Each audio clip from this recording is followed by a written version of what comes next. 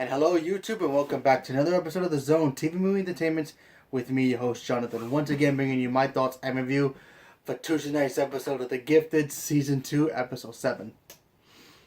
This episode was pretty much bonkers. And I loved every minute of it. It was beyond awesome. So, let's start with the basics. The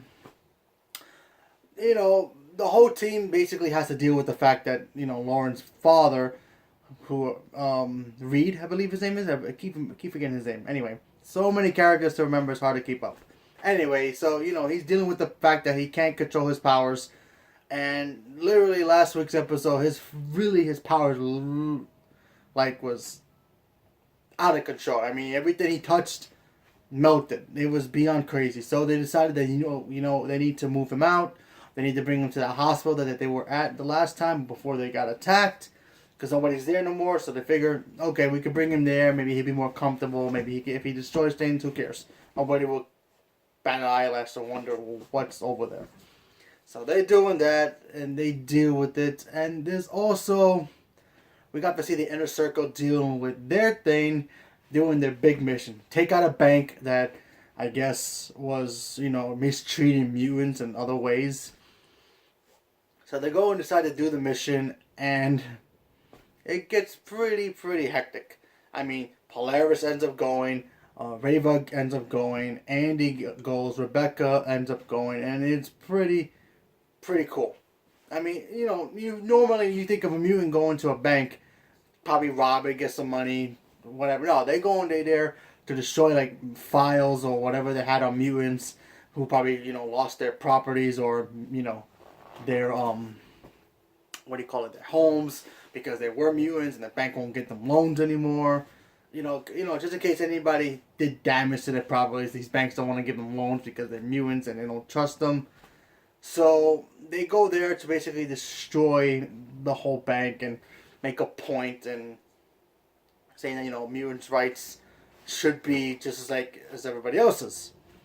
And what I also liked about this episode is that we got a little bit of a glimpse of, even for me personally, because I always wanted to know where in the timeline, because it all connects to the X-Men universe.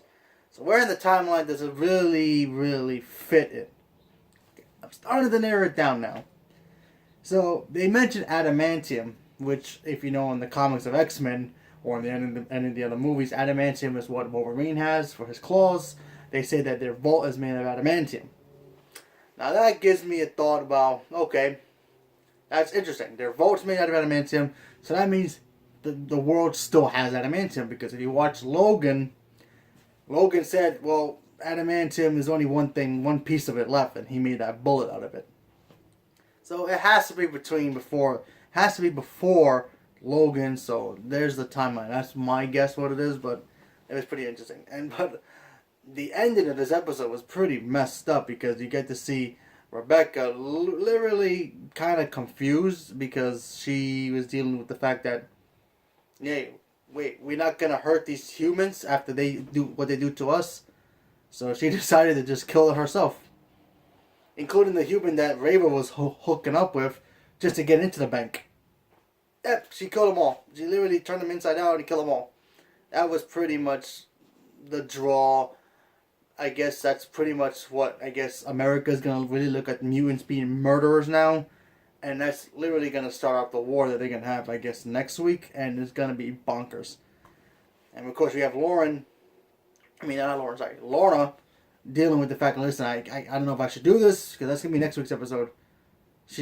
You saw the fear in her face, because yes, she's a mutant, but killing people for no reason, because they didn't want to kill. They went in there clearly not to kill anybody. Their mission was just to destroy property, and that's it. That's what they did. And it backfired, and now the consequences is going to happen. And now let's see what Lorna is going to do in the next episode. Obviously, she's going to have to protect her child. That's her main thing that she wants to do. She wants to protect her child, which any mother would do anyway. But yeah, that episode was pretty nuts, and the ending itself was brutal, and I can't wait to see more. And yeah, it's gonna be great. So leave a comment below. Let me know what you guys thought about the episode and what do you think is gonna happen now, because now this real stuff is gonna really shape up. It's gonna be crazy. So leave me a comment below. Let me know. Thank you very much and have a good day.